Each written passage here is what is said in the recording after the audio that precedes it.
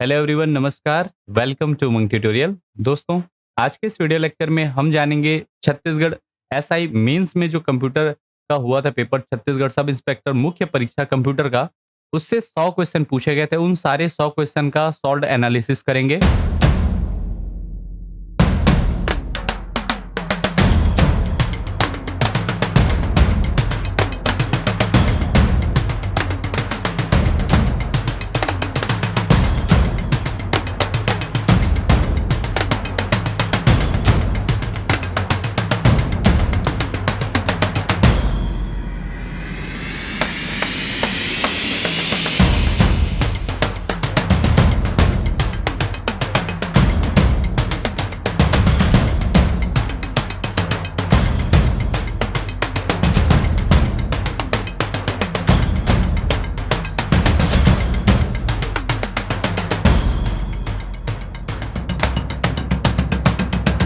तो चलिए सेशन की शुरुआत करते हैं। सबसे पहला जो क्वेश्चन था, एमएस वर्ड में मेल मर्ज क्या है? ऑप्शन ए, एमएस वर्ड से सीधे ईमेल भेजने की सुविधा। ऑप्शन बी, एकाधिक वर्ड दस्तावेजों को एक में मर्ज करने की सुविधा। ऑप्शन सी है, व्यक्तिकृत दस्तावेज बनाने के लिए वर्ड दस्तावेज के साथ डेटा स्रोत से डेटा को संयोजित करने की सुविधा। या फिर ऑप्शन डी है, एमएस वर्ड के भीतर ईमेल संपर्कों को व्यवस्थित और प्रबंधित करने की सुविधा। इसका जो आंसर है, सही आंसर होगा वो होगा ऑप्शन सी, एमएस वर्ड में मेल मर्ज क्या है? तो मेल मर्ज है व्यक्तिकृत दस्तावेज बनाने के लिए वर्ड दस्तावेज के साथ डेटा स्रोत से डेटा को संयोजित करने की सुविधा। A feature to combine data from a data source with a word document to create personalised document. तो इसका सही आंसर होगा ऑप्शन नंबर सी। ठीक है, चलिए अगले क्वेश्चन की ओर बढ़ते हैं। हमारा अगला क्वेश्चन है, सीसीएफपी का क्या अर्थ है? What does CCFP stands for? Option A, प्रमाणीकृत साइबर फॉरेंसिक कार्यक्रम। ऑप्शन बी, साइबर प्रमाणित फॉरेंसिक कार्यक्रम। ऑप्शन सी, प्रमाणित साइबर फॉरेंसिक पेशेवर। या फिर ऑप्शन डी है, साइबर प्रमाणिक फॉरेंसिक पेशेवर। ठीक है, अब ये जो एब्रीविएशन है, ये एब्रीविएशन वाले चैप्टर में इस टाइप का सीसीएफपी नहीं डिटेल दिया गया है, लेकिन मैं यहाँ आपको बता रहा हूँ। जो आपका सीसीएफपी है वो कहलाता है सर्टिफाइड साइबर फॉरेंसिक्स प्रोफेशनल्स। इसका फुल फॉर्म होता है सर्टिफाइड साइबर फॉरेंसिक्स प्रोफेशनल। ठीक है, तो इसका सही आंसर होगा ऑप्शन नंबर सी। ठीक है, सीसीएफपी क्या है? तो याद रखिएगा, ये भारत सरकार की है। ठीक है, सर्टिफाइड साइबर फॉरेंसिक प्रोफेशनल वो प्रोफेशनल होते हैं जो साइबर अपराध के लिए मशहूर होते हैं, उनको पकड़ने का काम करते हैं। ठीक है, फॉरेंसिक करने का, उनकी जो अलग अलग रणनीतियां होती हैं, जो साइबर क्राइम की रणनीतियां, उनको वो बारीकी से समझते हैं और फॉरेंसिक्स के माध्यम से पता लगाते हैं कि ये जो साइबर क्राइम है वो किसके माध्यम से, कहां से किया गया है। ठीक है, चूंकि ये एसआई का था तो आपको याद रखिएगा, पुलिस वाले में साइबर क्राइम से रिलेटेड बहुत सारे क्वेश्चन मिलेंगे। तो जो लोग व्यापम की तैयारी कर रहे हैं वो लोग घबराइएगा मत, लेकिन जो लोग एसआई की तैयारी कर रहे हैं उन लोगों को लेवल समझिए, ये बेसिकली लेवल समझने के लिए है। ठीक है, और इस टाइप के क्वेश्चन आपके एग्जाम में रिपीट होते हैं, तो अगर रिपीट होते हैं तो आपसे वो क्वेश्चन छूटने नहीं चाहिए।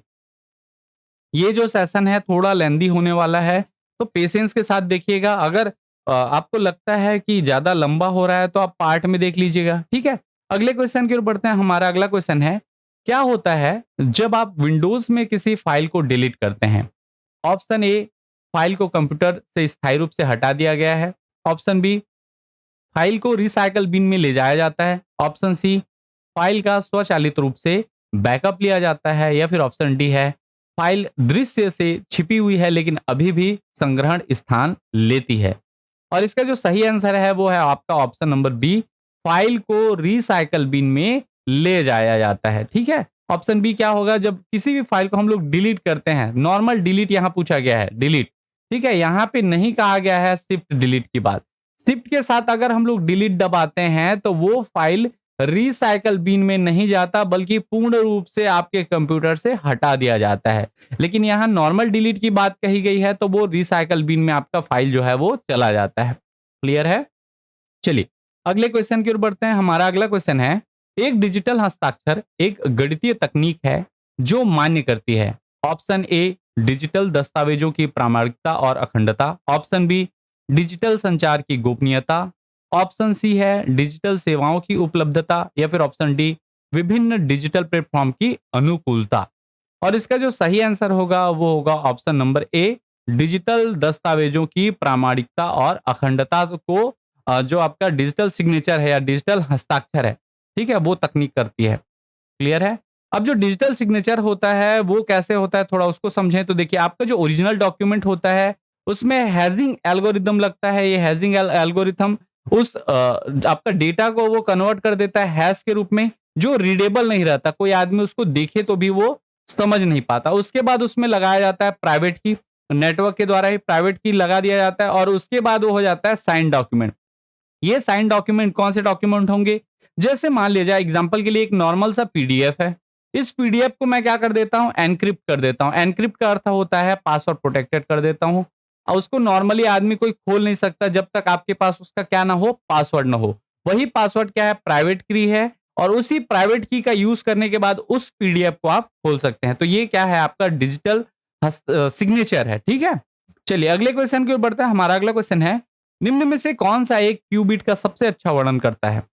ऑप्शन ए, एक state quantum mechanical system. Option B, दो स्टेट क्वांटम यांत्रिकी प्रणाली। ऑप्शन सी, तीन स्टेट क्वांटम मैकेनिकल सिस्टम। या फिर ऑप्शन डी है चार स्टेट क्वांटम मैकेनिकल सिस्टम। ठीक है, क्यूबिट जो है ये क्वांटम बीट को कहा जाता है, क्यूबिट क्वांटम बीट है ये। ठीक, तो क्वांटम बीट किस सबसे अच्छा वर्णन उसका कौन सा करता है? तो याद रखिएगा, two state quantum mechanical system जो है, या दो स्टेट क्वांटम यांत्रिकी प्रणाली, ये क्यूबिट का सबसे अच्छा वर्णन करता है। ठीक है, इस प्रकार से आपका क्यूबिट है। देखिए डिटेल में हम जाएंगे तो 100 क्वेश्चन है, बहुत ज्यादा डिटेल हो जाएगा। ठीक, कंप्यूटर आमतौर पर लोकल एरिया नेटवर्क या फिर लैन से कैसे जुड़े होते हैं? लैन का फुल फॉर्म यहाँ पे आपको पता चल गया, local area network. Option A, telephone लाइनों का उपयोग कर मॉडेम के माध्यम से। ऑप्शन बी, लैन कनेक्शन के लिए डिजाइन किए गए विशेष तारों के माध्यम से। Option C, network interface card जिसको एनआईसी कहा जाता है, network interface card NIC and cable के उपयोग से। ठीक है, इसके अलावा नेटवर्क कनेक्टिविटी के लिए पावर लाइन एडेप्टर का उपयोग।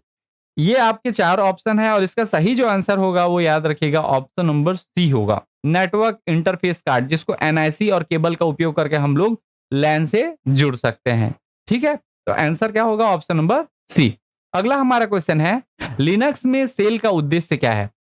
ऑप्शन ए, इसका उपयोग कमांड निष्पादित करने और यूजर इंटरफेस के प्रबंध के लिए किया जाता है। ऑप्शन बी, यह हार्डवेयर संसाधनों के प्रबंधन के लिए जिम्मेदार है।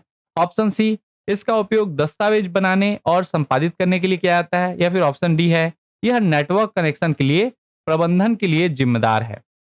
और लिनक्स सेल का उद्देश्य क्या है? तो याद रखिएगा ऑप्शन ए इसका सही आंसर होगा, इसका उपयोग कमांड निष्पादित करने और यूजर इंटरफेस के प्रबंधन के लिए किया जाता है। It is used for executing commands and managing the user interface. ठीक है, ये सेल का क्या है, लिनक्स में उद्देश्य है। चलिए अगले क्वेश्चन की ओर बढ़ते हैं। हमारा अगला क्वेश्चन है, लिनक्स में सीडी कमांड का क्या अर्थ है? Option A, current directory. Option B, copy directory. Option C, create directory. या फिर ऑप्शन डी है चेंज डायरेक्टरी। जो सीडी स्टैंड करता है, याद रखिएगा, ये सीडी कमांड हम लोग जब भी यूज करते हैं ये यूज किया जाता है चेंज डायरेक्टरी के लिए। चेंज डायरेक्टरी कौन से ऑप्शन में है? तो ऑप्शन नंबर डी। ठीक है, तो इसका सही आंसर होगा ऑप्शन नंबर डी। सीडी किसके लिए, कौन से किसका कमांड है लिनक्स में? तो चेंज डायरेक्टरी, डायरेक्टरी को बदलने के लिए। जैसे हम लोग नॉर्मल विंडोज यूज करते हैं तो उसमें क्या रहता है, ड्राइव रहता है, C drive, E drive, D drive, इस टाइप का। वैसे ही लिनक्स में आपके डायरेक्टरीज रहते हैं, उस डायरेक्टरीज में अलग अलग एंट्रीज होती है, अलग अलग डेटा रीड या राइट होता है। ठीक है, तो ये डायरेक्टरी जो है इसको बदलने के लिए हम लोग लिनक्स में कौन सा कमांड यूज करते हैं? सीडी कमांड यूज करते हैं। अगला हमारा क्वेश्चन है, व्यावसायिक रूप से उपलब्ध होने वाला और व्यावसायिक अनुप्रयोगों के लिए उपयोग किया जाने वाला पहला कंप्यूटर कौन सा था? Option A, ENIAC. Option B, EDVAC. Option C, UNIVAC.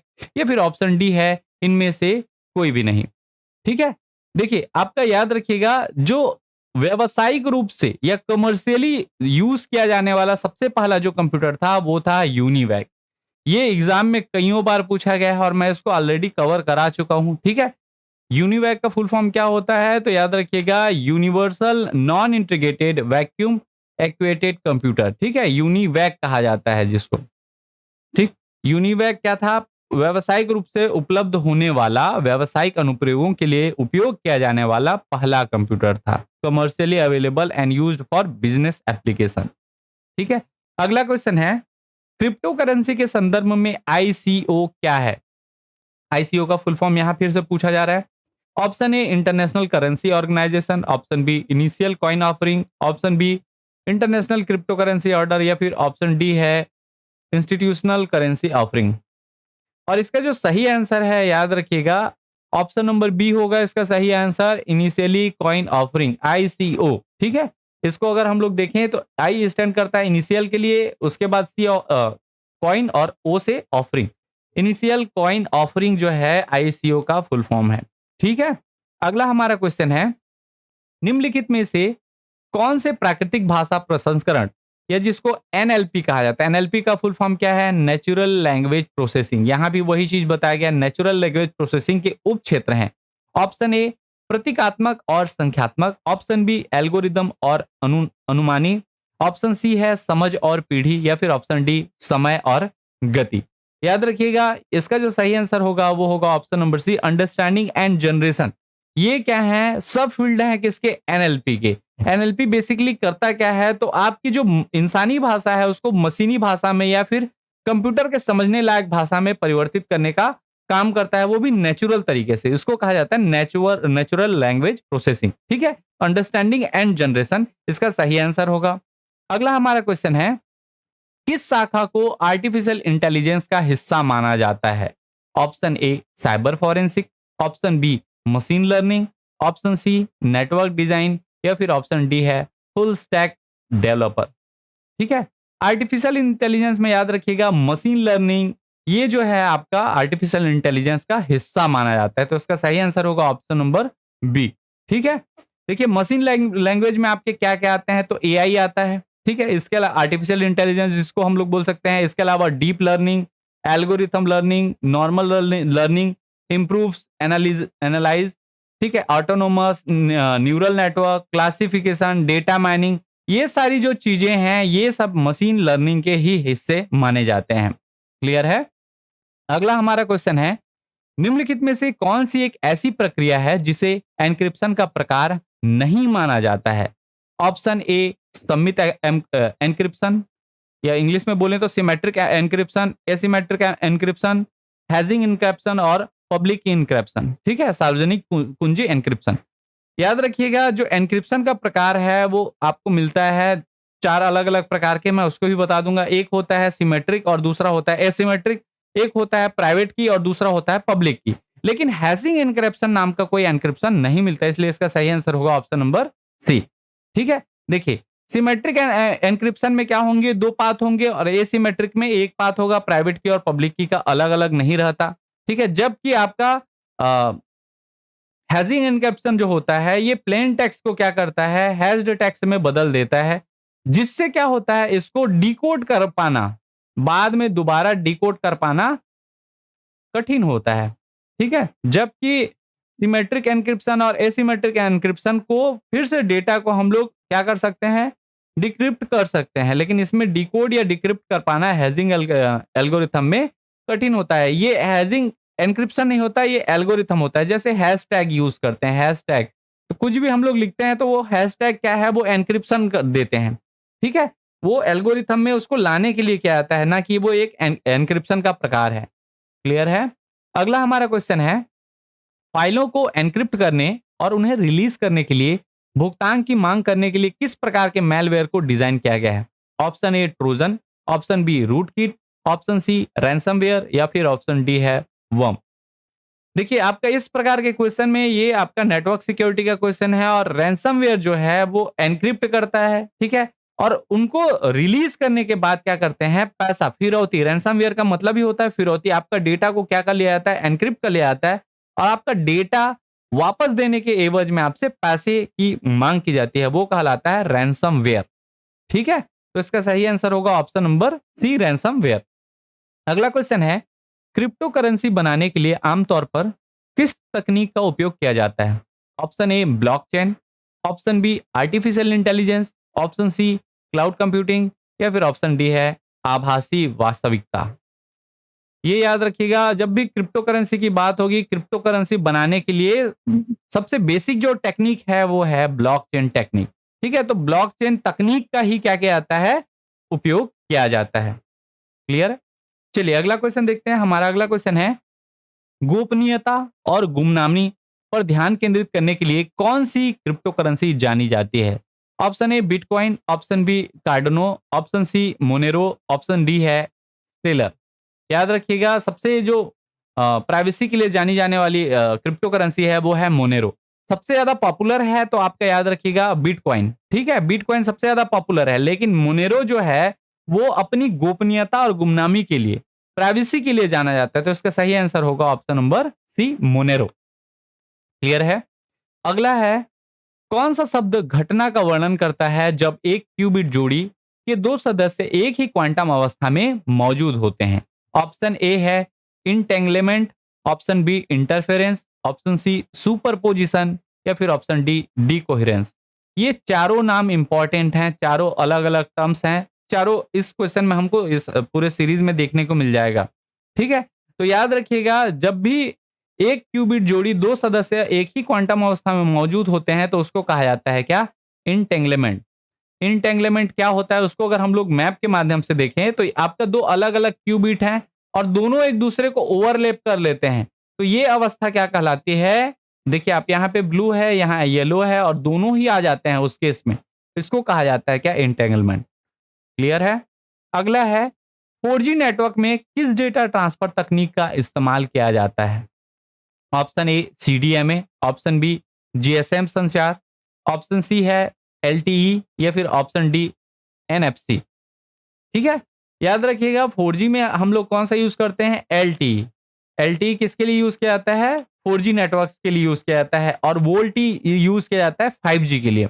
ठीक है, अगला क्वेश्चन है, भारत का पहला साइबर पुलिस स्टेशन कहाँ स्थित है? Option A Mumbai Maharashtra, option B Nai Delhi Delhi, option C Bengaluru Karnataka या फिर ऑप्शन डी चेन्नई तमिलनाडु। ठीक, तो आपका पहला साइबर पुलिस स्टेशन जो है वो याद रखिएगा कहाँ खोला गया था? बेंगलुरु कर्नाटक में खोला गया था। अगला क्वेश्चन है हमारा, फाइल सिस्टम में फाइल एक्सटेंशन का उद्देश्य क्या है? ऑप्शन ए, यह डिस्क पर फाइल का भौतिक स्थान निर्धारित करता है। ऑप्शन बी, यह फाइल में निहित डेटा के प्रकार को निर्दिष्ट करता है। ऑप्शन सी, यह अनधिकृत पहुंच से बचाने के लिए फाइल को एन्क्रिप्ट करता है, या फिर ऑप्शन डी, यह डिस्क स्थान को बचाने के लिए फाइल को कंप्रेस करता है। इसका जो सही आंसर होगा वो याद रखिएगा ऑप्शन नंबर बी है, यह फाइल में निहित डेटा के प्रकार को निर्दिष्ट करता है। It specify the type of data content in the file. तो सही आंसर कौन सा है? फाइल सिस्टम में फाइल एक्सटेंशन का क्या उद्देश्य है? फाइल में निहित डेटा के प्रकार को निर्दिष्ट करता है। एक्सटेंशन जैसे हमारा क्या होता है? डॉट पीडीएफ, तो ये आपको बता दिया ये कौन सा फाइल है? पोर्टेबल डॉक्यूमेंट फॉर्मेट है। जेपीईजी लिखा रहता है तो वो हमको बता देता है जॉइंट पिक्चर एक्सपर्ट ग्रुप, मतलब पिक्चर फॉर्मेट है।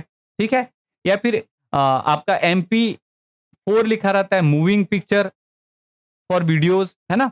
तो ये जितने भी आपके होते हैं ये आपके अलग अलग एक्सटेंशन है। एक्सटेंशन को भी मैं ऑलरेडी मल्टीमीडिया वाले चैप्टर में बता चुका हूं। ठीक, चलिए, MS वर्ड में स्पेलिंग चेक करने के लिए किस फंक्शन की का उपयोग किया जाता है? F1, option B F5, option C F7 या फिर ऑप्शन डी है F9।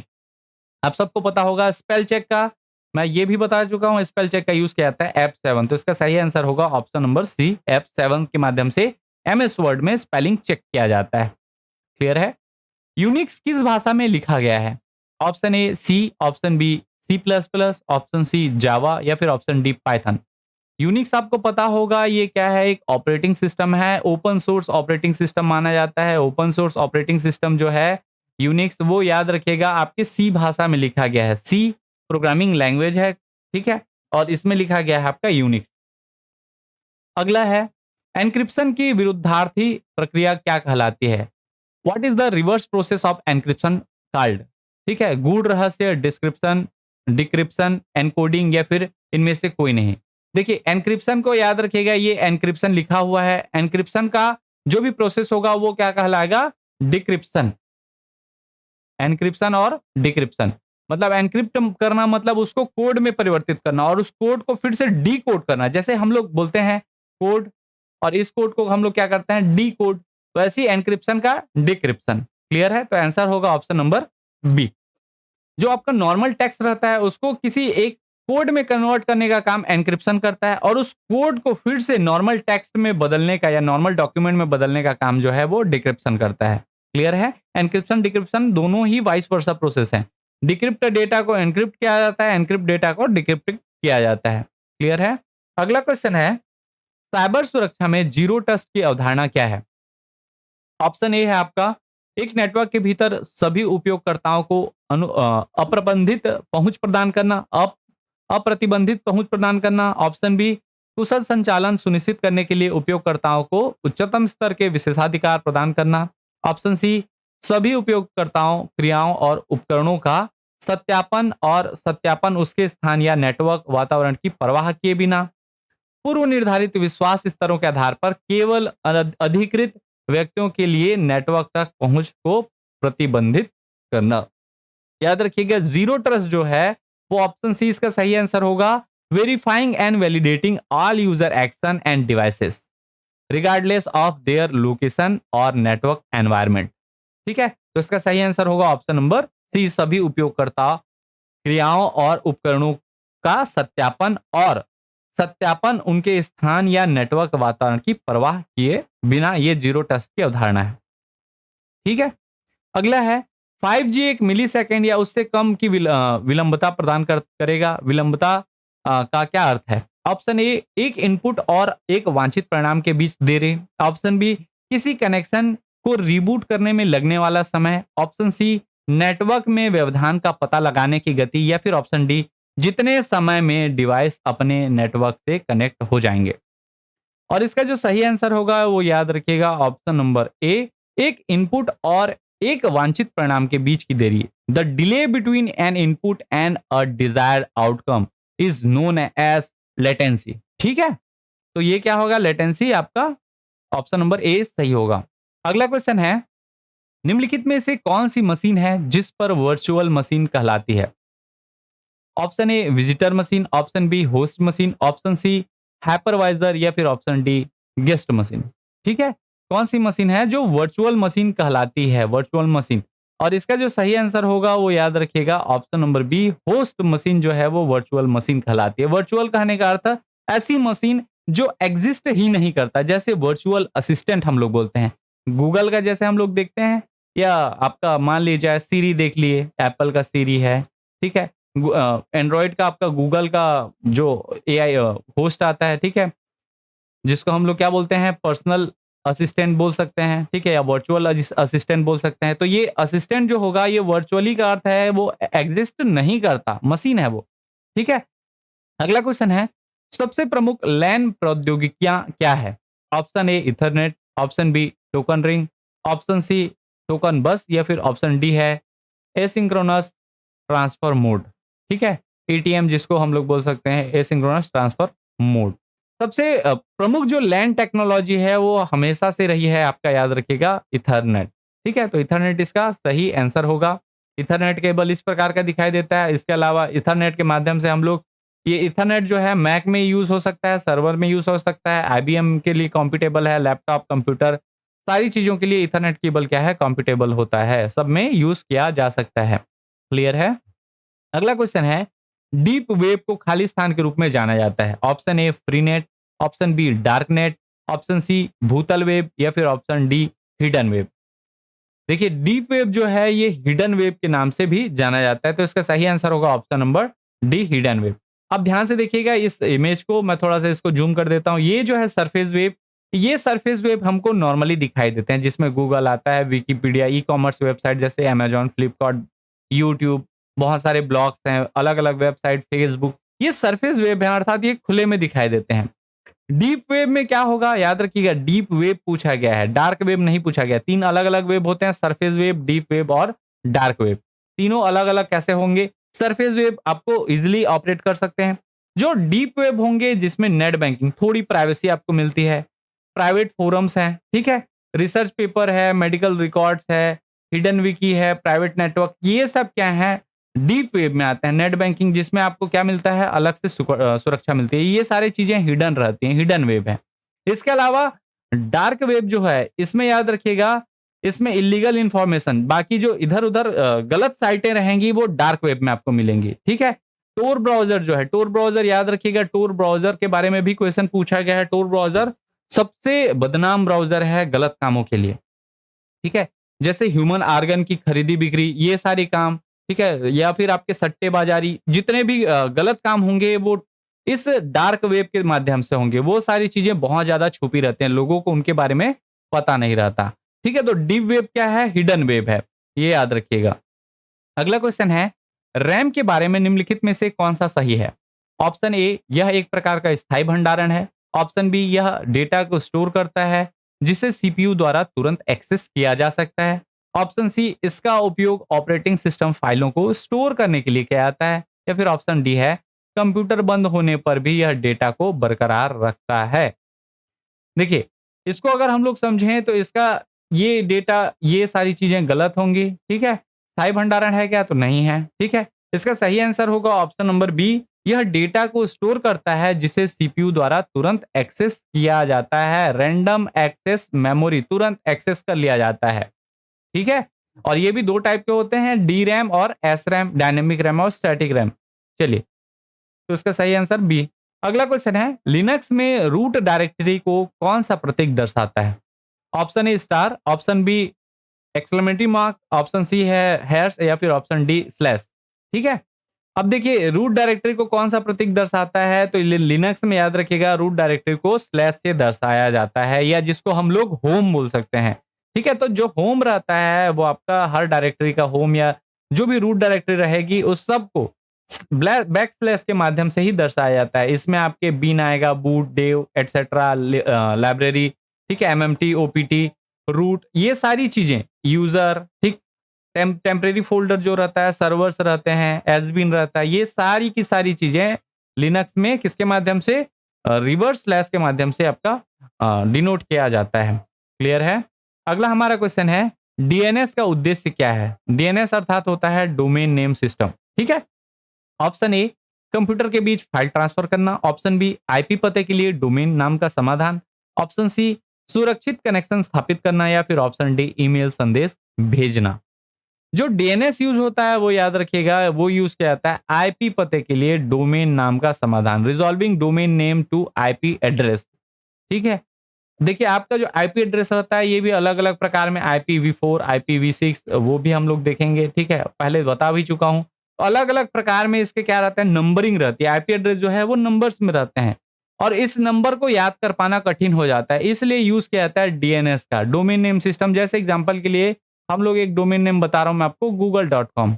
ये याद करना आसान है, लेकिन इसी को मैं अगर लिखूँ 192.238.46.01, ऐसा कोई कोड बताऊं अलग-अलग वेबसाइट का कोड में, ये आपका आईपी एड्रेस होगा और इसको याद कर पाना क्या होगा, आपके लिए कठिन होगा, लेकिन google.com याद करना सरल है। इसलिए डीएनएस जो है वो यूज़ किया जाता है आईपी पते के लिए डोमेन नाम का समाधान। तो इसका सही आंसर होगा ऑप्शन नंबर बी। अगला क्वेश्चन है, विंडोज में आपको इंस्टॉल किए गए एप्लीकेशन के लिए अपडेट की जांच करने के लिए विकल्प कहाँ मिल सकता है? Option A, start menu. Option B, control panel. Option C, task bar. या फिर ऑप्शन डी, सिस्टम ट्रे। इसका आंसर जो है वो आपको यहाँ दिख रहा है, ये किसका जो लोगो है या आइकॉन है बोल सकते हैं, तो वो ये है कंट्रोल पैनल का। ठीक है? तो इसका सही आंसर होगा कंट्रोल पैनल। कंट्रोल पैनल से ही हम लोग जो इंस्टॉल्ड ऐप हैं उनको अनइंस्टॉल कर सकते हैं, उनके लिए अपडेट का चेक कर सकते हैं, बाकी सिक्योरिटीज जितने भी आपको कंट्रोल सेटिंग करने हैं वो सारी चीजें कंट्रोल पैनल के माध्यम से किया जा सकता है। अगला हमारा क्वेश्चन है, graphical user interface GUI was popularised by which computer system in 1980? Graphical user interface को किस कंप्यूटर सिस्टम द्वारा 1980 में लोकप्रिय बनाया गया था? Option A, IBM system slash 360। Option B, Apple Macintosh. Option C, Commodore 64। या फिर ऑप्शन डी है अटारी एसटी। देखिए, यहाँ मैं आपको बता दूं, जो इसका सही आंसर होगा वो होगा option number B, Apple Macintosh. हम लोग नॉर्मली इसको क्या बोलते हैं? एप्पल मैक बोलते हैं। मैकिंटोश का शॉर्ट में हम लोग बोल देते हैं एप्पल मैक या आई मैक, ये बोलते हैं। आईफोन बोलते हैं, आई मैक बोलते हैं। आई मैक जो है वो मैकिंटोश का ही शॉर्ट फॉर्म है। ठीक है? तो मैक जो है वो किसका है? एप्पल का पीसी वर्जन को हम लोग मैक बोलते हैं, पीसी या लैपटॉप को, और फोन वर्जन को आईफोन बोलते हैं। तो जो मैकिन्टोश है वो एप्पल का कुछ इस प्रकार का दिखाई देता था तब के समय में 1900 कब की बात है? 80 की बात है, ठीक है? ये एप्पल का था, यहाँ लोगो आप देख पाएँगे। अगला हमारा क्वेश्चन है, एंटीवायरस सॉफ्टवेयर की क्या भूमिका है? ऑप्शन ए, कंप्यूटर सिस्टम में अनधिकृत पहुंच को रोकने के लिए। ऑप्शन बी, कंप्यूटर सिस्टम से मैलवेयर का पता लगाने और हटाने के लिए। ऑप्शन सी, कंप्यूटर सिस्टम पर संवेदनशील डेटा को एन्क्रिप्ट करने के लिए, या फिर ऑप्शन डी, सिस्टम प्रदर्शन का अनुकूलन करने के लिए। और इसका जो सही आंसर है वो याद रखिएगा, ऑप्शन नंबर बी होगा, कंप्यूटर सिस्टम से मैलवेयर का पता लगाने और हटाने के लिए एंटीवायरस यूज किया जाता है। क्लियर है? अगला हमारा क्वेश्चन है, एक्सेल की कौन सी विशेषता कुछ मानदंडों को पूरा करने वाली सेल की पहचान और हाईलाइट करने के लिए उपयोग की जाती है? Option A, conditional formatting. Option B, data validation. Option C, sorting. या फिर ऑप्शन डी है फिल्टरिंग। इसका सही आंसर होगा ऑप्शन नंबर ए, कंडीशनल फॉर्मेटिंग। ठीक है, कंडीशनल फॉर्मेटिंग कुछ इस प्रकार का आपका ऑप्शन देता है। होम मेनू में अगर आप जाते हैं फॉर्मेटिंग में, तो यहाँ पे कंडीशनल फॉर्मेटिंग का एक मेनू मिल जाता है, जिसमें आप अलग अलग क्या कर सकते हैं, रूल्स लगा सकते हैं, कंडीशन लगा सकते हैं और उसके हिसाब से अपने टेबल को फॉर्मेटिंग कर सकते हैं। जैसे top to bottom rule, top 10 item, ठीक है, अलग अलग रूल आप इसमें अप्लाई कर सकते हैं, वो आपके ऊपर है। तो ये कंडीशनल फॉर्मेटिंग क्या है, एक अलग से मानदंड को पूरा करने वाली सेल की पहचान करता है। जैसे हम लोग अलग अलग सेल हैं, उसमें हमको पता करना है 100 से ऊपर संख्या कौन कौन सी है। ठीक है, इस प्रकार के जो काम है वो, अब देखिए आप 10 डेटा नहीं ले रहे हैं, आप लाखों डेटा ले रहे हैं और तब आपको ये कंडीशनल फॉर्मेटिंग काम में आएगी। क्लियर है? अगला क्वेश्चन है, रेनफोर्समेंट लर्निंग या इंग्लिश में बोले रीइंफोर्समेंट लर्निंग इज अ, ठीक, ऑप्शन ए, अनुभव आधारित लर्निंग तकनीक है। ऑप्शन बी, भविष्यवाणी आधारित लर्निंग तकनीक है। ऑप्शन सी, इतिहास परिणाम आधारित लर्निंग तकनीक है। और ऑप्शन डी है, प्रतिक्रिया आधारित लर्निंग तकनीक है। ठीक है, याद रखिएगा, जो रीइंफोर्समेंट लर्निंग टेक्निक होती है, ये फीडबैक बेस्ड लर्निंग टेक्निक होती है, अर्थात प्रतिक्रिया आधारित लर्निंग तकनीक। ठीक है, इसमें क्या होता है, देखिए याद रखिएगा, जो एजेंट होता है, ये एजेंट क्या है आपका, अ, चीजों को सीखने का काम करता है और जैसा वातावरण रहेगा उसका प्रतिक्रिया एजेंट के माध्यम से एनवायरनमेंट को मिलेगा और उसकी प्रतिक्रिया किसको मिलेगी, एजेंट को। और इस आधार पर ये जो एजेंट है, या फिर आप बोल सकते हैं ये जो लर्निंग टेक्निक है, ठीक है, ये लर्न कर रहा है एजेंट, वो किसके माध्यम से कर रहा है, वातावरण में जो जो प्रतिक्रिया उसको मिल रही है उसके आधार पर ये क्या करता है, सीखते जाता है। इसको कहा जाता है feedback feedback based learning technique. अगला क्वेश्चन है, आईओटी में सेंसर क्या होता है? आईओटी का फुल फॉर्म अगर देखें तो इंटरनेट ऑफ थिंग्स कहा जाता है इसको, इंटरनेट ऑफ थिंग्स। ठीक है, आईओटी बहुत बार यूज होगा। ठीक, इंटरनेट ऑफ थिंग्स में सेंसर क्या है? ऑप्शन ए, एक उपकरण जो भौतिक या पर्यावरणीय मापदंडों को डिजिटल सिग्नल में परिवर्तित करता है। ऑप्शन बी, एक उपकरण जो इंटरनेट से जुड़ता है और डेटा को भेजता है। ऑप्शन सी, एक उपकरण जो एक ग्राफिकल यूजर इंटरफेस प्रदान करता है। या फिर एक उपकरण जो सॉफ्टवेयर प्रोग्राम चलाता है। याद रखिएगा, इसमें आईओटी में सेंसर क्या है, नॉर्मली हमको सेंसर पूछा गया है। सेंसर क्या होगा? सेंसर वह उपकरण होगा जो भौतिक या पर्यावरणीय मापदंडों को डिजिटल सिग्नल में परिवर्तित करता है। फॉर एग्जाम्पल, मोशन सेंसर हम लोग लेते हैं। मोशन सेंसर जो है वो क्या करेगा, तो जब तक मोशन नहीं होगा आपके भौतिक या पर्यावरणीय क्षेत्र में, तो वो सेंस कर पाएगा क्या? नहीं कर पाएगा। तो ये सारी चीजें सेंसर कहलाते हैं। तो इसका सही आंसर होगा ऑप्शन नंबर ए, एक उपकरण जो भौतिक या पर्यावरणीय मापदंडों को डिजिटल सिग्नल में क्या करता है, परिवर्तित करता है। ठीक है, अगला क्वेश्चन है, 20 सतहों वाली हार्ड डिस्क में खाली स्थान हेड होंगे। Option A 1, option B 10, option C 20 या फिर ऑप्शन डी 40।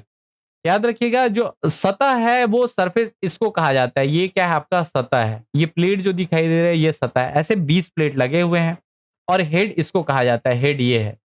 तो 20 सतह के पढ़ने के लिए कितने हेड की आवश्यकता होगी? याद रखिएगा, जितने सतह होंगे उतना हेड होगा, इसलिए इसका सही आंसर होगा ऑप्शन नंबर सी 20। इस टाइप का क्वेश्चन घुमा के पूछ सकता है, तो आपको पता रहना चाहिए कि जितना सतह होगा, जितना सरफेस होगा, उतना ही उसका क्या होगा, हेड होगा या आर्म होगा। क्लियर है? अगला क्वेश्चन है, ट्यूरिंग टेस्ट का उद्देश्य क्या है? आपको मैं बता दूं ट्यूरिंग टेस्ट होता क्या है, तो ये आर्टिफिशियल इंटेलिजेंस को मापने का टेस्ट है। ठीक है? एआई को मापने का टेस्ट को कहा जाता है ट्यूरिंग टेस्ट, ठीक है? एलन ट्यूरिंग के द्वारा इस टेस्ट का इजाद किया गया था। हम लोग एआई वाले चैप्टर जो भविष्य में मैं बताने वाला हूँ, एआई अलग से पढ़ेंगे, उसमें मैं इसको और डिटेल में बताऊँगा ट्यूरिंग टेस्ट के बारे में। देखिए, ऑप्शन ए है कंप्यूटर की कंप्यूटेशनल शक्ति को मापने के लिए, ऑप्शन बी बुद्धिमान व्यवहार प्रदर्शित करने के लिए, मशीन की क्षमता का मूल्यांकन करने के लिए, ऑप्शन सी एआई एल्गोरिथम की गति का आकलन करने के लिए, या फिर ऑप्शन डी है मशीन लर्निंग मॉडल की सटीकता निर्धारित करने के लिए। याद रखिएगा, ये क्या होगा? बुद्धिमान व्यवहार प्रदर्शित करने के लिए मशीन की क्षमता का मूल्यांकन करने के लिए, to evaluate a machine's ability to exhibit intelligence behaviour. ठीक है, इसका सही आंसर होगा ऑप्शन नंबर बी। एआई जो है, ठीक है, उसकी बुद्धि का मापन करने के लिए इसका यूज किया जाता है ट्यूरिंग टेस्ट। अगला हमारा क्वेश्चन है, माइक्रोसॉफ्ट पावर पॉइंट में हाइपरलिंक डालने की शॉर्टकट कुंजी क्या है? ऑप्शन ए है आपका कंट्रोल प्लस एच, जो कि गलत है। ऑप्शन बी कंट्रोल प्लस के, ऑप्शन बी सी है कंट्रोल प्लस एल, और ऑप्शन डी है कंट्रोल प्लस आई। कंट्रोल प्लस आई यूज किया जाता है इटैलिक करने के लिए, कंट्रोल प्लस एल यूज किया जाता है लेफ्ट अलाइन करने के लिए, कंट्रोल प्लस के इसका आंसर होगा। याद रखिएगा, कंट्रोल प्लस के से आपका हाइपरलिंक किया जाता है। हाइपरलिंक अगर आप डालते हैं तो इस प्रकार का ऑप्शन कंट्रोल प्लस के दबाने के बाद आएगा, और यहाँ आप कुछ भी अपना एड्रेस पुट कर सकते हैं, और उसके बाद ओके करने से उस पर्टिकुलर टेक्स्ट में हाइपरलिंक या इमेज में हाइपरलिंक आपका लग जाता है। क्लियर है? अगला क्वेश्चन है, पूर्व प्राधिकरण के बिना कंप्यूटर तक अनधिकृत पहुंच खाली स्थान के तहत वर्गीकृत एक साइबर अपराध है। ये आईटी एक्ट पूछा गया है यहाँ पे, ठीक है? आईटी एक्ट, ऑप्शन ए है धारा 65, ऑप्शन बी धारा 66, ऑप्शन सी धारा 68, या फिर ऑप्शन डी है धारा 70। सेक्शन अलग अलग दिए गए हैं आईटी एक्ट के, और इसका जो सही आंसर होगा वो याद रखिएगा ऑप्शन नंबर बी धारा 66। जो धारा 66 है, ये आईटी एक्ट में आपका आया हुआ था सेक्शन 66 ए। ठीक है, इस एक्ट के तहत कहा जाता है कि बिना कंप्यूटर प्राधिकृत व्यक्ति के अनधिकृत पहुंच एक क्या है? साइबर अपराध है। मतलब आप किसी के परमिशन के बिना दूसरे के सिस्टम का कुछ भी डेटा यूज करते हैं तो वो एक क्राइम है, और ये क्राइम आपको किसी दूसरे के परमिशन के बगैर उसके मटेरियल को, उसके ऑनलाइन स्टडी मटेरियल को यूज करने पर भी लगाया जाता है। ठीक है, चलिए अगला हमारा क्वेश्चन है, क्रिप्टो जैकिंग शब्द का क्या अर्थ है? ऑप्शन ए अनधिकृत cryptocurrency trading, option B blockchain network में हैकिंग, ऑप्शन सी है निजी एन्क्रिप्शन कुंजियों की चोरी, या फिर ऑप्शन डी क्रिप्टो करेंसी खनन के लिए कंप्यूटर संसाधनों का अवैध उपयोग। क्रिप्टो जैकिंग, याद रखिएगा इस टाइप का वर्ड को ध्यान रखिएगा। क्रिप्टो जैकिंग में क्या होगा? क्रिप्टो करेंसी खनन के लिए कंप्यूटर संसाधनों का अवैध उपयोग किया जाता है। ठीक है, तो इसका सही आंसर होगा ऑप्शन नंबर डी।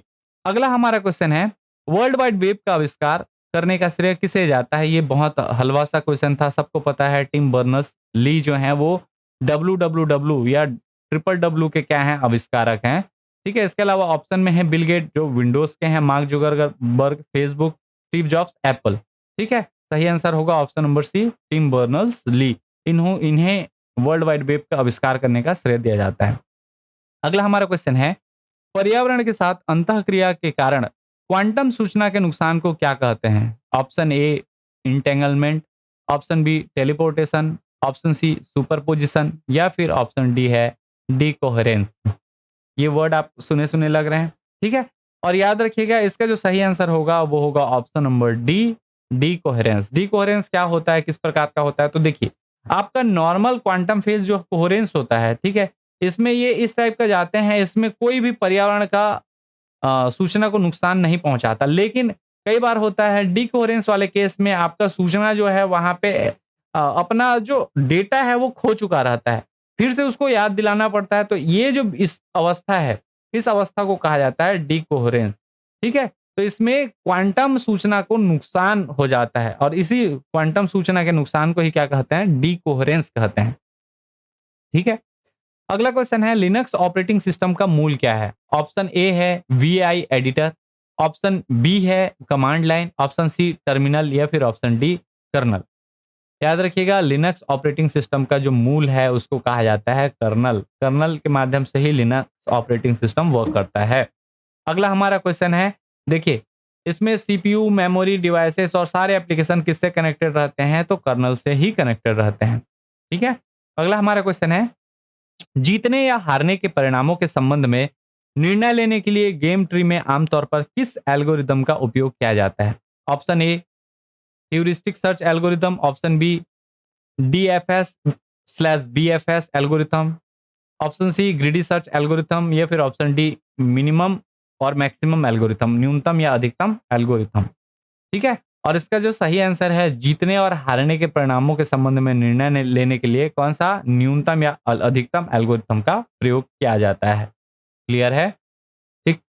इसमें याद रखिएगा, जो सबसे ज्यादा जीतते जाता है वो मिनिमम आपके बचे हुए लोगों में आता है, और गेम ट्री में सबसे ऊपर में मिनिमम रहेगा और सबसे नीचे क्या रहेगा, मैक्सिमम रहेगा।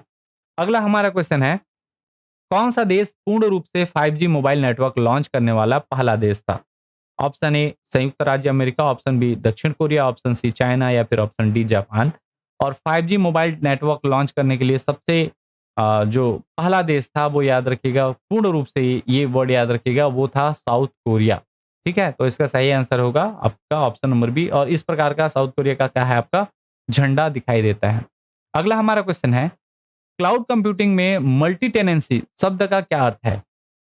ऑप्शन ए एक क्लाउड सेवा प्रदाता की साझा संसाधनों से कई ग्राहकों को सेवा प्रदान करने की क्षमता। ऑप्शन बी अतिरेक के लिए एकाधिक क्लाउड प्रदाताओं का उपयोग। ऑप्शन सी एक सुरक्षा मॉडल जिसके लिए उपयोगकर्ताओं को कई बार प्रमाणित करने की आवश्यकता होती है। ऑप्शन डी एक क्लाउड आर्किटेक्चर जो विभिन्न स्थानों में एकाधिक डेटा केंद्रों को अनुमति देता है।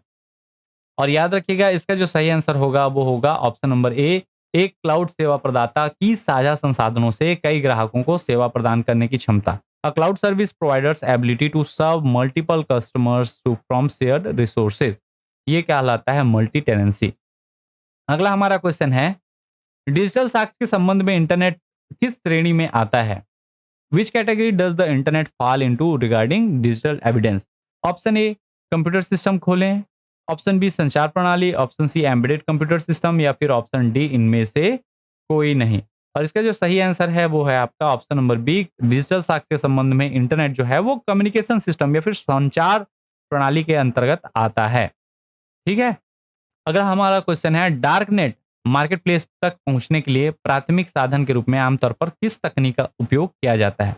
Option A virtual private network जिसको वीपीएन कहा जाता है, ऑप्शन बी टूर ब्राउजर या जिसको प्याज राउटर भी कहते हैं, द ओनियन राउटर। ठीक है। सी ब्लॉकचेन, या फिर डी आर्टिफिशियल इंटेलिजेंस। आपको अभी बताया था कुछ देर पहले, जो टोर ब्राउजर है या टोर है या ओनियन राउटर है, ये डार्क नेट मार्केट प्लेस तक पहुंचने के लिए प्राथमिक साधन के रूप में उपयोग किया जाता है। तो इसका सही आंसर होगा टोर। ठीक है। अगला हमारा क्वेश्चन है, कैश मेमोरी का कौन सा स्तर आमतौर पर सबसे छोटा होता है लेकिन सबसे लेकिन एक्सेस स्पीड के मामले में सबसे तेज भी होता है? ऑप्शन ए L1 कैसे, ऑप्शन बी L2 कैसे, ऑप्शन सी L3 कैसे, या फिर ऑप्शन डी वर्चुअल कैसे। इसका जो सही आंसर है वो है, याद रखिएगा, ऑप्शन नंबर ए L1 कैसे। ये छोटा होता है और स्पीड सबसे ज्यादा तेज होता है। ठीक है। कुछ इस प्रकार का है आपका L1 कैसे। L1 and L2 are placed on the same chip. L1 is placed in the CPU slot while L2 case is next to it. और ये सीपीयू में आपका L1 लगा रहता है और सीपीयू के अगले साइड रहता है L2 का स्लॉट। ठीक है। अगला है, यूनिक्स या लाइनक्स में फाइलों और निर्देशिकाओं को सूचीबद्ध करने के लिए किस कमांड का उपयोग किया जाता है? Option A dir, option B list, option C ls, या फिर ऑप्शन डी सो। नॉर्मली यहाँ आप इंग्लिश में देखते हैं यूज टू लिस्ट फाइल, तो लिस्ट से आपको याद आ जाता है लिस्ट, लेकिन ऐसा नहीं है। याद रखिएगा, यूनिक्स या लाइनक्स में लिस्ट करने के लिए ls कमांड का यूज किया जाता है। ls स्टैंड करता है लिस्ट के लिए ही। ठीक है। तो इसका सही आंसर होगा ऑप्शन नंबर सी ls। ठीक है। ls जो कमांड है वो डायरेक्टरी लिस्टिंग के लिए यूज किया जाता है। क्लियर है। अगला हमारा क्वेश्चन है, एक हैश फंक्शन में निम्नलिखित में से कौन सा गुण वांछनीय है? ऑप्शन ए प्रतिवर्तिता और टक्कर प्रतिरोध, ऑप्शन बी नियात्मकता और टक्कर प्रतिरोध, ऑप्शन सी नियात्मकता और प्रतिवर्तिता, या फिर ऑप्शन डी प्रतिवर्तिता और दक्षता। और इसका जो सही आंसर है वो याद रखिएगा, ऑप्शन नंबर बी नियात्मकता और टक्कर प्रतिरोध, डिटरमिनिस्टिक एंड कोलिजन रेजिस्टेंस, ये इसका सही आंसर होगा हैश फंक्शन का। ठीक है।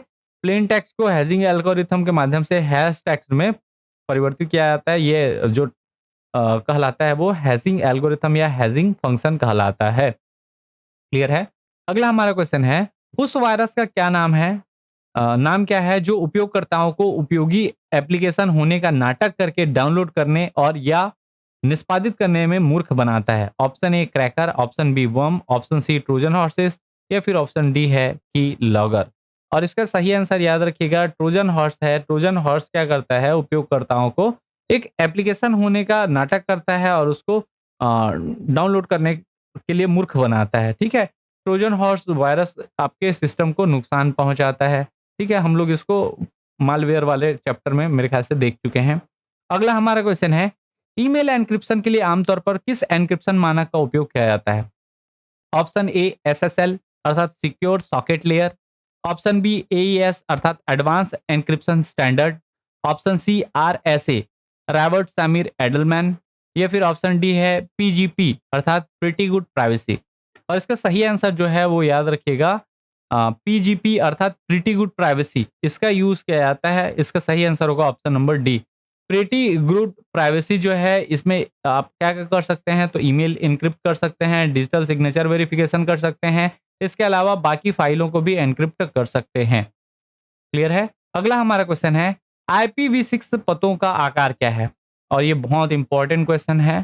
ठीक है? इंटरनेट में पूछा ही जाता है IPv6, IPv4, तो ये आपको पता रहना चाहिए। ठीक है? तो IPv6 में कौन-कौन सा option A 32 bit, option B 64 bit, option C 128 bit या फिर ऑप्शन डी 256 बिट। याद रखिएगा IPv6 जो है वो 128 बिट पर काम करता है। इसका जो साइज़ है वो 128 बिट्स है। ठीक है? इसमें 128 बीट में आपके क्या रहते हैं, तो 16-16 बीट के आपको कितने मिलेंगे? 8 अलग-अलग खाने मिलते हैं, ठीक है? 3-3 के और 2 के। इसमें 16 कैसे होता है तो मैं आपको बता दूं, 1 2 4 8, ठीक है? इन सब को करते हैं तो यहाँ पे 16 बीट का आपको क्या मिलता है? आईपी एड्रेस मिलता है। ये चीज़ ध्यान में रखिएगा। ये बाइनरी नंबर सिस्टम में हम लोग देख चुके हैं इस टाइप का नंबरिंग करना कैसे होता है, ठीक है?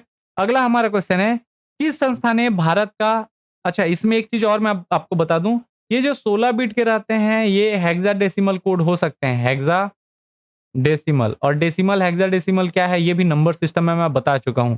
ठीक है? तो ये 16 बिट के हेक्साडेसिमल नंबर हो सकते हैं, अर्थात इसमें डिजिट भी आ सकते हैं, ए, बी, सी, डी, ई और एफ। एफ तक के डिजिट आपको मिलेंगे, ठीक है? 10, 11, 12, 13, 14, 15। ठीक? अगला हमारा क्वेश्चन है, किस संस्था ने भारत का पहला सुपर कंप्यूटर विकसित किया? ऑप्शन ए भारतीय अंतरिक्ष अनुसंधान इसरो, ठीक है? Option B Tata consultancy service, option C वैज्ञानिक और औद्योगिक अनुसंधान परिषद जिसको CSIR कहा जाता है, या फिर option D centre for development of advance computing अर्थात CDAC। ठीक है? और इसका जो सही आंसर होगा वो याद रखिएगा, क्या कौन सा है? Option number D centre for development of advance computing या CDAC।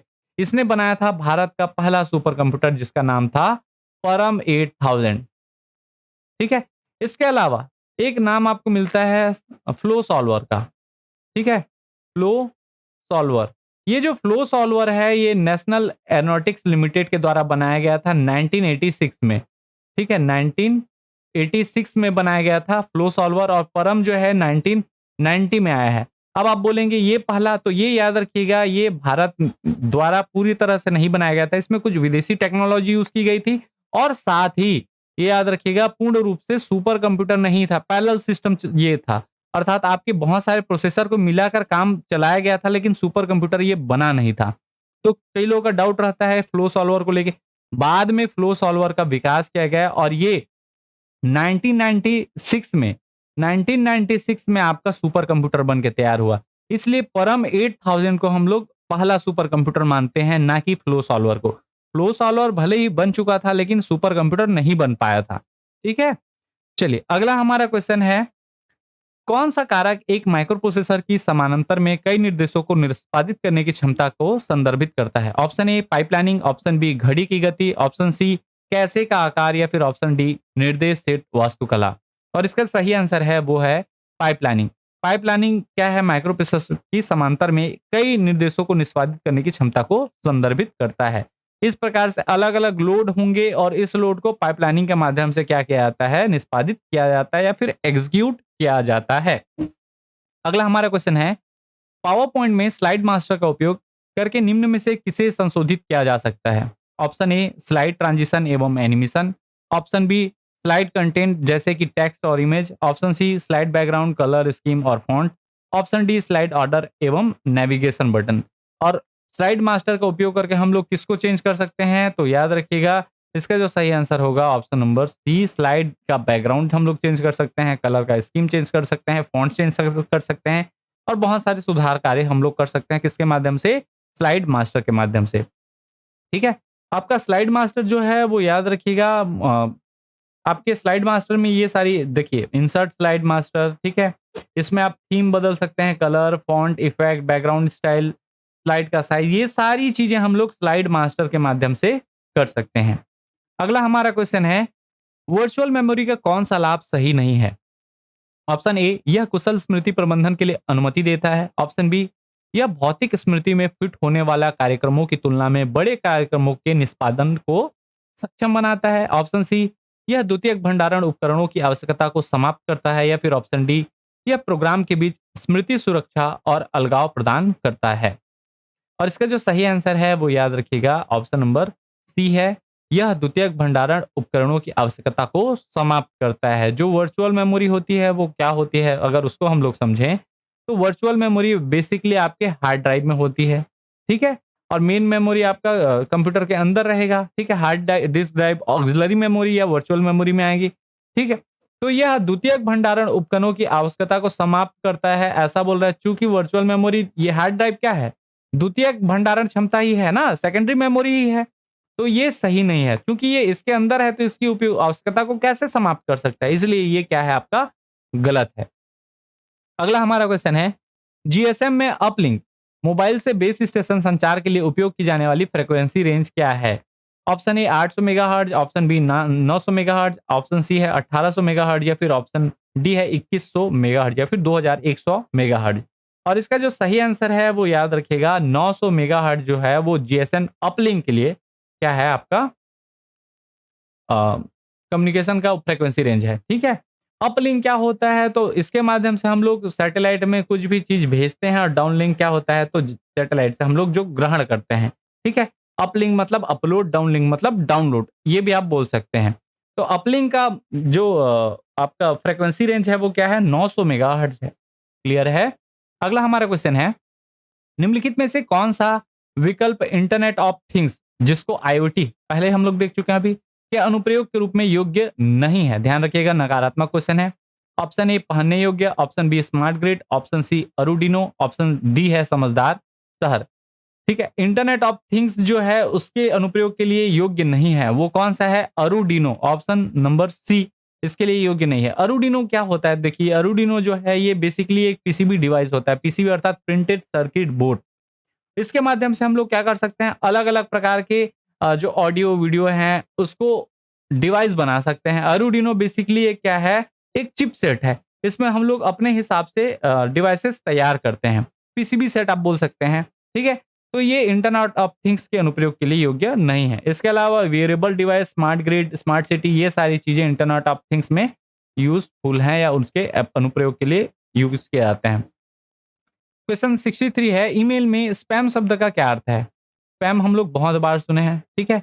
अचानक प्रचार, विज्ञापन मेल, व्यवस्थित कार्यक्रम विश्लेषण विधि, ऑप्शन सी है संदिग्ध संभावित हमले का संदेश या फिर ऑप्शन डी अवांछित बल्क ईमेल या अवांछित संदेश। स्पैम का अर्थ ही होता है क्या?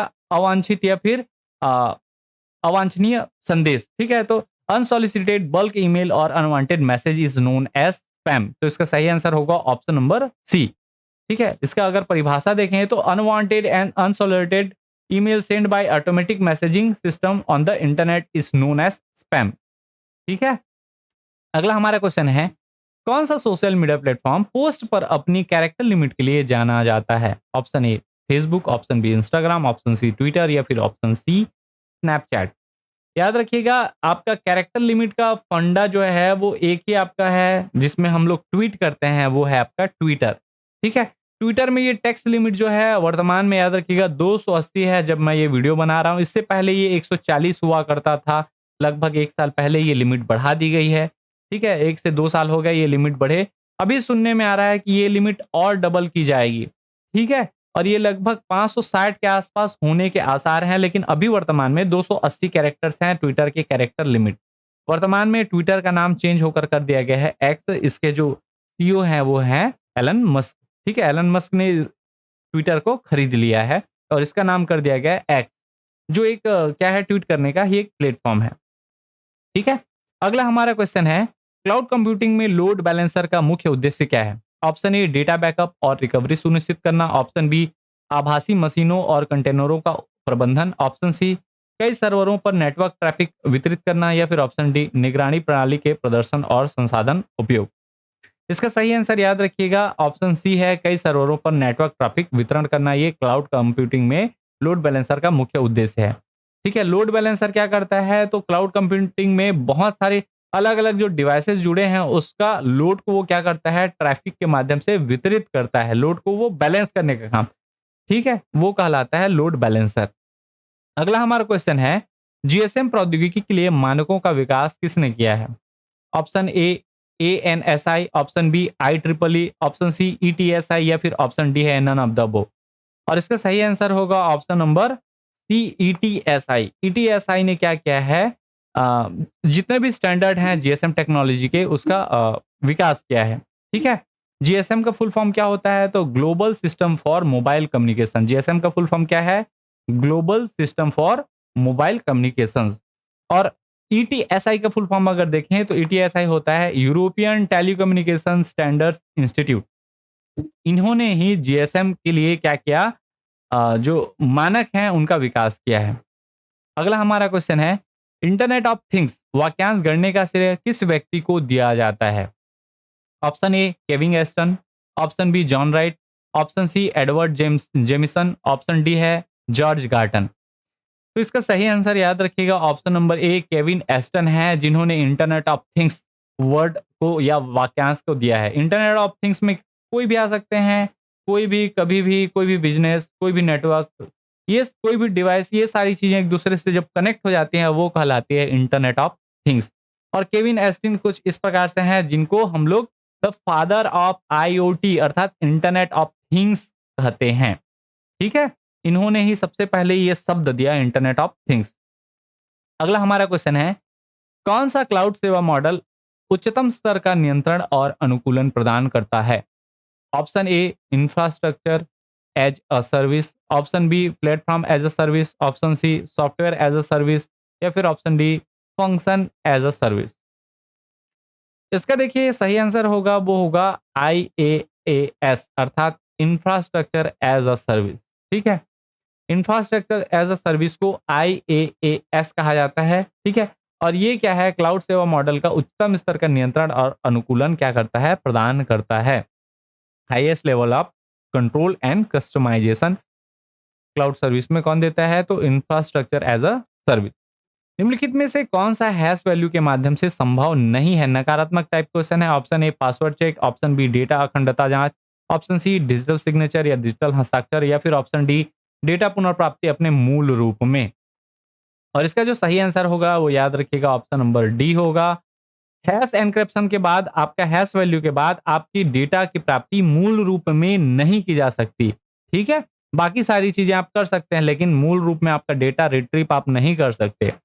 ठीक, अगला क्वेश्चन है, निम्नलिखित में से कौन सा आर्टिफिशियल इंटेलिजेंस का अनुप्रयोग नहीं है? डेटाबेस प्रबंधन प्रणाली, डिजिटल सहायक, प्राकृतिक भाषा प्रसंस्करण, या फिर कंप्यूटर दृष्टि, ये कंप्यूटर विजन जिसको हम लोग बोल सकते हैं। और इसका सही आंसर होगा option A database management system, या फिर डेटाबेस प्रबंधन प्रणाली जो है वो आर्टिफिशियल इंटेलिजेंस का अनुप्रयोग या फिर उसका एप्लीकेशन नहीं है। ठीक है, अगला हमारा क्वेश्चन है, सार्वजनिक कुंजी एन्क्रिप्शन का उपयोग करता है? ऑप्शन ए एन्क्रिप्शन और डिक्रिप्शन दोनों के लिए एक ही कुंजी, ऑप्शन बी एन्क्रिप्शन और डिक्रिप्शन के लिए अलग अलग कुंजियां, ऑप्शन सी सम्मित और असम्मित एन्क्रिप्शन एल्गोरिथम का संयोजन, या फिर ऑप्शन डी है कोई कुंजी नहीं, यह एक कीलेस एन्क्रिप्शन विधि है। और इसका जो सही आंसर होगा वो होगा, याद रखिएगा, ऑप्शन बी एन्क्रिप्शन और डिक्रिप्शन के लिए अलग अलग कुंजियां ये सार्वजनिक कुंजी एन्क्रिप्शन का उपयोग करता है। ठीक है, अगला क्वेश्चन है, साइबर अपराधियों द्वारा किया गया एक इंटरनेट घोटाला जहां उपयोगकर्ता को गोपनीय जानकारी प्रदान करने के लिए डिजिटल रूप से आश्वस्त किया जाता है, एक के रूप से जाना जाता है। ऑप्शन ए फिशिंग हमला, option B DoS attack, option C है आपका वेबसाइट पर हमला या फिर ऑप्शन डी एमआईटीएम अटैक। और इसका जो सही आंसर होगा वो होगा आपका ऑप्शन नंबर ए फिशिंग अटैक या फिशिंग हमला। ठीक है? इसमें क्या करता है आपका जो यूजर के लिए अटैकर पहले एक ईमेल भेजता है। उस ईमेल पर अगर उस लिंक पर आपका जो यूजर है वो क्लिक करता है तो उससे जितने भी क्रेडेंशियल डेटा वो इनपुट करेगा वो डेटा किसके पास पहुंच जाएगा? अटैकर के पास। यही कहलाता है फिशिंग। अगला क्वेश्चन है कंप्यूटर आर्किटेक्चर में वैक्यूम ट्यूबों की किस क्रांतिकारी तकनीक ने प्रतिस्थापित किया? वैक्यूम ट्यूब को किसने रिप्लेस किया? ठीक है, option A transistor, option B एकीकृत circuit, option C microprocessor या फिर ऑप्शन डी सिलिकॉन चिप। याद रखिएगा जो आपका ये कंप्यूटर जनरेशन से क्वेश्चन है थोड़ा वो किया गया है। ठीक है, वैक्यूम ट्यूब याद रखिएगा आपके फर्स्ट जनरेशन के कंप्यूटर में यूज किए जाते थे, फर्स्ट जनरेशन। सेकंड जनरेशन में उसी को ट्रांजिस्टर ने रिप्लेस कर दिया। ठीक है, तो इसका सही आंसर होगा ऑप्शन नंबर ए ट्रांजिस्टर। उसके बाद थर्ड जनरेशन में आपके किसने यूज किए? तो आईसी सर्किट ने। फोर्थ जनरेशन ने में आपके प्रोसेसर। ठीक है, और सिलिकॉन चिप आपके थर्ड में ही आप मान के चलिए, थर्ड में ही सिलिकॉन चिप है। इसके अलावा फिफ्थ में क्या आ गया? एआई, वीएलएसआई, एलएसएलएसआई इस टाइप के। ठीक है, अगर जनरेशन को हम लोग समझें, फर्स्ट जनरेशन में वैक्यूम ट्यूब, सेकंड जनरेशन में ट्रांजिस्टर, और वही पूछा गया था वैक्यूम ट्यूब को किसने रिप्लेस किया? ट्रांजिस्टर ने। थर्ड जनरेशन में आईसी या सिलिकॉन चिप, फोर्थ जनरेशन में माइक्रो प्रोसेसर, और फिफ्थ जनरेशन जो अभी वर्तमान का है उसमें एआई या फिर यूएलएसआई अर्थात ultra large scale of integration. ये सारी चीजें यूज होती हैं। इसको डिटेल में हम लोग कंप्यूटर जनरेशन में देख चुके हैं। अगला हमारा क्वेश्चन है डायरेक्ट एक्शन वायरस को खालिस्तान के रूप में भी जाना जाता है। ऑप्शन ए अनिवासी virus, option B boot sector virus, option C बहुरूपी विषाणु या फिर ऑप्शन डी है बहुपक्षीय वायरस। और इसको कहा जाता है डायरेक्ट एक्शन वायरस को ही अनिवासी वायरस या नॉन रेसिडेंट वायरस। वायरस वाले चैप्टर में मैं इसके बारे में भी बता चुका हूं। ठीक है, वायरस का फुल फॉर्म क्या होता है? तो vital information resource under seize कहा जाता है। अगर एब्रीविएशन में कभी पूछ दे वायरस का full form, vital information resource under seize. अगला हमारा क्वेश्चन है विंडोज के किस संस्करण में स्टार्ट मेनू पेश किया गया? ठीक है, option A Windows 3.1, option B Windows 3.11, option C Windows 95 या फिर ऑप्शन डी है विंडोज एक्सपी। और सबसे पहली बार विंडोज में स्टार्ट मेन्यू का जो कॉन्सेप्ट है वो विंडोज 95 में प्रस्तुत किया गया था। इसका सही आंसर होगा विंडोज 95। 95 एनटी या न्यू टेक्नोलॉजी या नेटवर्क टेक्नोलॉजी के नाम से जाना जाता है। उसके बाद विंडोज एक्सपी में आया Windows vista, Windows 7, Windows 8.1, Windows 10 and so on. जितने भी आपको विंडोज 11 में भी आपको स्टार्ट मेनू दिखाई देगा, लेकिन विंडोज 95 से पहले के आपके संस्करण में स्टार्ट मेन्यू अवेलेबल नहीं थे। क्लियर है? अगला हमारा क्वेश्चन है डिजिटल हस्ताक्षर प्रक्रिया में हैशिंग का क्या उद्देश्य है? ऑप्शन ए डिजिटल दस्तावेजों को एनक्रिप्ट करने के लिए, ऑप्शन बी दस्तावेजों के लिए एक अद्वितीय पहचानकर्ता उत्पन्न करने के लिए, ऑप्शन सी पहचानकर्ता की पहचान को प्रमाणित करने के लिए, या फिर ऑप्शन डी हस्ताक्षरकर्ता की निजी कुंजियों को एनक्रिप्ट करने के लिए। और इसका जो सही आंसर होगा वो याद रखिएगा ऑप्शन नंबर बी दस्तावेजों के लिए एक अद्वितीय पहचानकर्ता उत्पन्न करने के लिए हैशिंग का उपयोग किया जाता है। अगला हमारा क्वेश्चन है आईओटी स्मार्ट ग्रिड के आर्किटेक्चर में बिग डेटा का प्राथमिक कार्य क्या है? ऑप्शन ए एकत्रित डेटा को फिल्टर करना, ऑप्शन बी एकत्रित डेटा को लॉक करना, ऑप्शन सी एकत्रित डेटा का भंडारण, या फिर ऑप्शन डी है एकत्रित डेटा को तैयार करना। बिग डेटा का प्राथमिक कार्य क्या है? तो याद रखिएगा आर्किटेक्चर में एकत्रित डेटा का भंडारण करना ये इसका प्राथमिक कार्य है। अगला हमारा क्वेश्चन है distributed denial of service D DoS हमले का लक्ष्य है। ऑप्शन ए पीड़ित के डेटा को एनक्रिप्ट करें, ऑप्शन बी संवेदनशील जानकारी चुराएं, ऑप्शन सी किसी नेटवर्क या वेबसाइट को अत्यधिक ट्रैफिक से भर दें, या फिर ऑप्शन डी है कंप्यूटर सिस्टम पर अनधिकृत पहुंच प्राप्त करें। और इसका सही आंसर होगा वो याद रखिएगा ऑप्शन नंबर सी किसी नेटवर्क या वेबसाइट को अत्यधिक ट्रैफिक से भर दें। मैं डिनियल ऑफ सर्विस या डिनायल ऑफ सर्विस के बारे में पहले भी बता चुका हूँ ये इसी पीवाईक्यू वाले सीरीज में। ठीक है, तो इसका सही आंसर क्या होगा? Option number C. अगला क्वेश्चन है कौन सा नेटवर्क टोपोलॉजी उच्चतम स्तर की विश्वसनीयता प्रदान करता है? Option A bus topology, option B star topology, option C ring topology, या फिर ऑप्शन डी मेश टोपोलॉजी। और इस बारे में भी मैं आपको पहले ही बता चुका है, इसमें भी हम लोग टोपोलॉजी, नेटवर्क टोपोलॉजी देख चुके हैं और इसका सही आंसर होगा मेश टोपोलॉजी। वो आपका सबसे ज़्यादा हाईएस्ट लेवल ऑफ जो रिलायबिलिटी है वो प्रदान करता है, कौन-सी? मेश टोपोलॉजी, ठीक है? अगला हमारा क्वेश्चन है, स्टोर्ड प्रोग्राम कंप्यूटर की अवधारणा को किसने विकसित किया? Option A Alan Turing, option B John von Neumann, option C Charles Babbage या फिर ऑप्शन डी ग्रे सुपर, ठीक है? इसका जो सही आंसर होगा वो होगा option number B, John von Neumann. इन्होंने सबसे पहले स्टोर्ड प्रोग्राम ऑन कंप्यूटर वाला जो कॉन्सेप्ट है वो लाया था, ठीक है? इसके ऊपर भी मैं बात कर चुका हूँ, आप जाकर देखिए कंप्यूटर में हम लोग जो जनरेशन देख रहे थे उसी में मैं ये चीज़ें बताया हूँ, ठीक है? अगला हमारा क्वेश्चन है, खाली स्थान को ज्ञान के माध्यम से तर्क द्वारा जटिल समस्याओं को हल करने के लिए डिज़ाइन किया गया है। ऑप्शन ए प्रसंस्करण प्रणाली, ऑप्शन बी विशेषज्ञ प्रणालियाँ, ऑप्शन सी ऑपरेटिंग सिस्टम या फिर ऑप्शन डी लेन-देन प्रसंस्करण प्रणाली। और इसका जो सही आंसर होगा वो हो गया आपका एक्सपर्ट सिस्टम। इसको इसके माध्यम से तर्क द्वारा जटिल समस्याओं को हल करने के लिए डिज़ाइन किया गया है, कौन-सा? Expert system. अगला क्वेश्चन है, किस तरह से एक आईओटी डिवाइस को डेटा से जोड़ा जा सकता है? Option A internet, option B cloud, option C automata या फिर ऑप्शन डी है नेटवर्क। याद रखिएगा, आपके आईओटी डिवाइस को हम लोग क्लाउड के माध्यम से क्या कर सकते हैं? जोड़ सकते हैं, तो इसका सही आंसर होगा ऑप्शन नंबर बी क्लाउड। अगला हमारा क्वेश्चन है, निम्नलिखित में से कौन सी क्लाउड कंप्यूटिंग सेवा का प्रकार नहीं है? Option A service as a software, SaaS, option B software as a server, SaaS ये भी है, option C software as a service, ये भी सास है, ऑप्शन डी है सर्वर एज अ सॉफ्टवेयर, ये भी सास है। कुल मिलाकर चारों सास हैं, ठीक है? और इसका सही आंसर हमको पता करना है, तो इसका याद रखिएगा, इसका सही आंसर होगा सॉफ्टवेयर एज अ सर्विस। ये क्लाउड कंप्यूटिंग सेवा का प्रकार नहीं है। अगला क्वेश्चन है, निम्नलिखित में से कौन-सा बहुरूपी मैलवेयर का उदाहरण है? ठीक है? पॉलीमॉर्फिक मालवेयर ये पूछा गया है, पॉलीमॉर्फिक वायरस आता ही है। Option A trojan horse, option option B है क्रिप्टोक्यूरेसी माइनर, ठीक है? Cryptocurrency miner, option C spyware या फिर ऑप्शन डी है आपका वर्म। कौन-सा आपका बहुरूपी मालवेयर है? तो वो है वर्म, ठीक है? अगला हमारा क्वेश्चन है, विंडोज़ डिफेंडर क्या है? ऑप्शन ए विंडोज़ में डिस्क विभाजन के प्रबंधन के लिए एक सॉफ्टवेयर उपयोगिता। ऑप्शन बी माइक्रोसॉफ्ट द्वारा प्रदान किया गया एक system optimisation tool. Option C Windows operating system के लिए एक फायरवॉल एप्लीकेशन या फिर ऑप्शन डी है विंडोज़ के लिए एक एकीकृत एंटीवायरस और एंटी मैलवेयर समाधान। और इसका जो सही आंसर होगा वो ऑप्शन डी ही होगा, ठीक है? विंडोज़ के लिए एक एकीकृत एंटीवायरस और एंटी मैलवेयर समाधान। An integrated antivirus and anti malware solution for Windows, ठीक है? तो सही आंसर कौन सा होगा? Option number D. अगला हमारा क्वेश्चन है, निम्न में से कौन सी कंप्यूटर फॉरेंसिक में डिलीट की गई फाइलों को की रिकवरी के लिए उपयोग की जाने वाली एक सामान्य तकनीक है? Option A disk imaging, option B steganography, option C file encryption या फिर ऑप्शन डी है डेटा कार्विंग या डेटा नक्काशी। ठीक, तो डिलीट की गई कुछ भी फाइल को हम लोग रिकवरी करते हैं, वो कहलाती है आपकी डेटा कार्विंग या डेटा नक्काशी, ठीक है? तो इसका सही आंसर होगा ऑप्शन नंबर डी। अगला हमारा जो क्वेश्चन है वो है, एक खाली स्थान एक ही भौगोलिक क्षेत्र में 2 या 2 से अधिक लैन को जोड़ता है।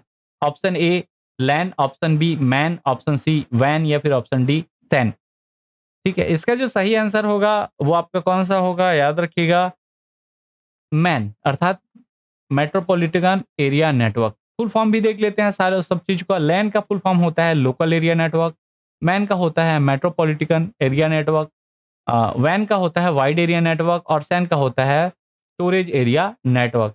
और इसका सही आंसर क्या होगा? एक भौगोलिक क्षेत्र के 2 या 2 से अधिक लैन को जोड़ने का काम कौन करता है? Metropolitan area network. ठीक है, इसके बारे में भी मैं नेटवर्क में बता चुका हूँ मेरे ख्याल से, ठीक है? कि लैन, मैन, पैन, वैन ये सारी चीज़ें क्या होती हैं डिटेल में हम लोग उस पे नहीं जाएँगे।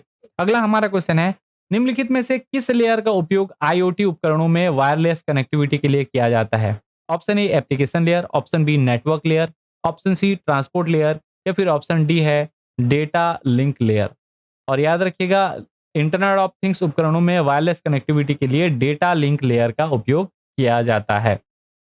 ठीक, इसमें याद रखिएगा जो लेवल 2 में आपके रहेंगे वो रहेगा डेटा लिंक लेयर। इसके अलावा physical layer, network layer, transport layer, session layer presentation layer, application layer, अलग-अलग लेवल में ये लेयर बटे रहते हैं, जिसमें से डेटा लिंक लेयर जो है वो उपकरणों में वायरलेस कनेक्टिविटी के लिए यूज़ किया जाता है। ठीक है? अगला हमारा क्वेश्चन है, निम्नलिखित में से कौन-सा व्यापक रूप से इस्तेमाल किया जाने वाला असममित या फिर एसिमेट्रिक एन्क्रिप्शन एल्गोरिथम है? Option A AES, option B DES, option C RSA या फिर ऑप्शन डी है ब्लोफिश।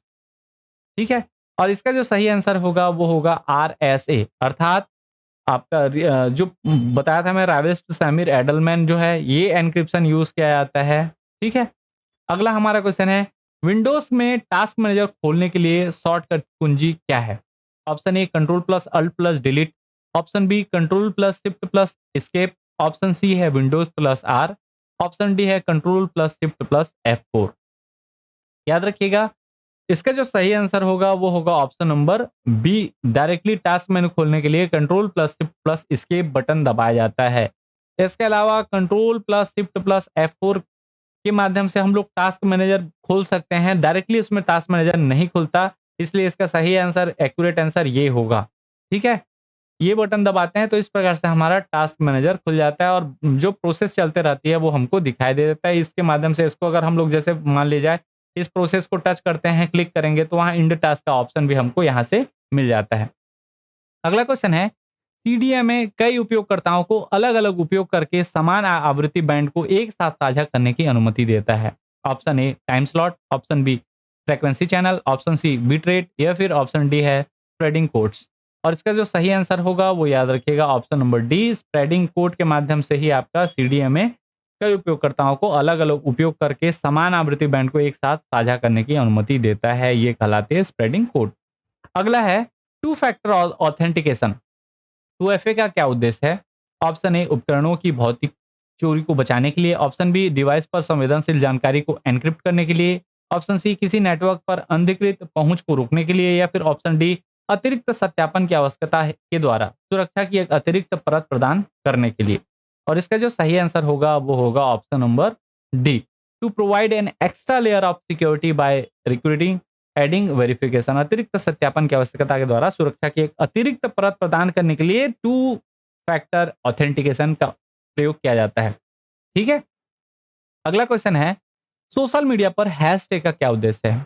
ऑप्शन ए किसी अन्य वेबसाइट के हाइपरलिंक को इंगित करने के लिए, ऑप्शन बी सामग्री को वर्गीकृत करने के लिए, इसे दूसरों के लिए खोजने योग्य बनाने के लिए, ऑप्शन सी किसी पोस्ट में किसी शब्द या वाक्यांश पर जोर देने के लिए या फिर ऑप्शन डी किसी विशेष पोस्ट के लेखक की पहचान करने के लिए।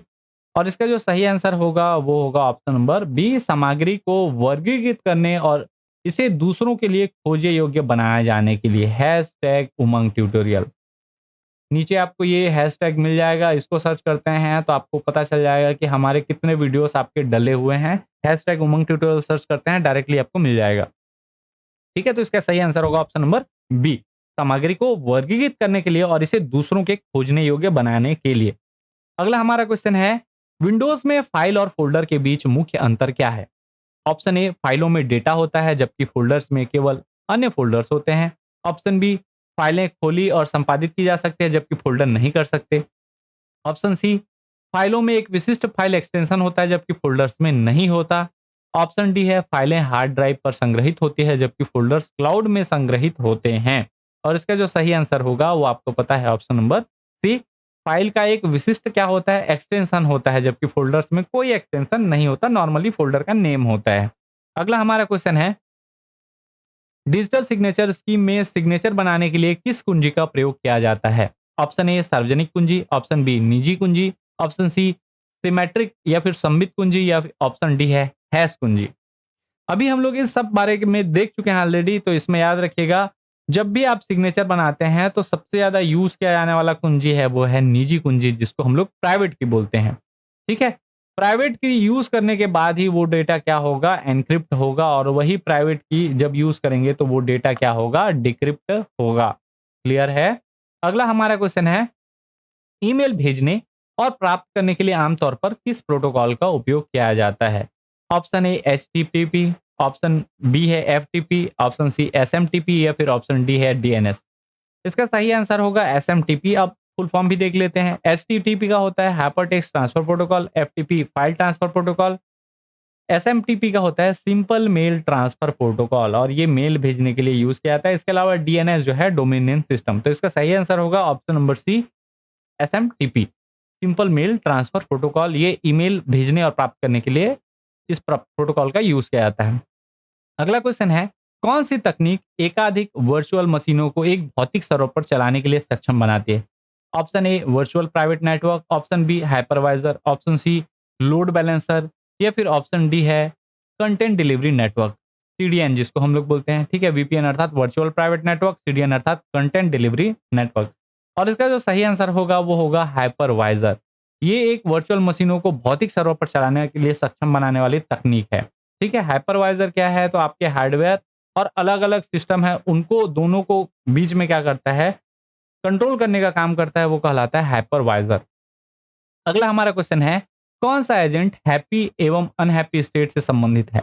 ऑप्शन ए उपयोगिता आधारित एजेंट, ऑप्शन बी मॉडल आधारित एजेंट, ऑप्शन सी लक्ष्य आधारित एजेंट या फिर ऑप्शन डी है लर्निंग एजेंट। और याद रखिएगा, हैप्पी अनहैप्पी कौन सा देखिएगा? उपयोगिता आधारित एजेंट अर्थात यूटिलिटी बेस्ड एजेंट जो है ये हैप्पी अनहैप्पी को देखिएगा। यूटिलिटी बेस्ड एजेंट क्या होता है? तो a reflex agent for example could be a home thermostat that knows how to start heating or cooling your house based on reaching a certain temperature।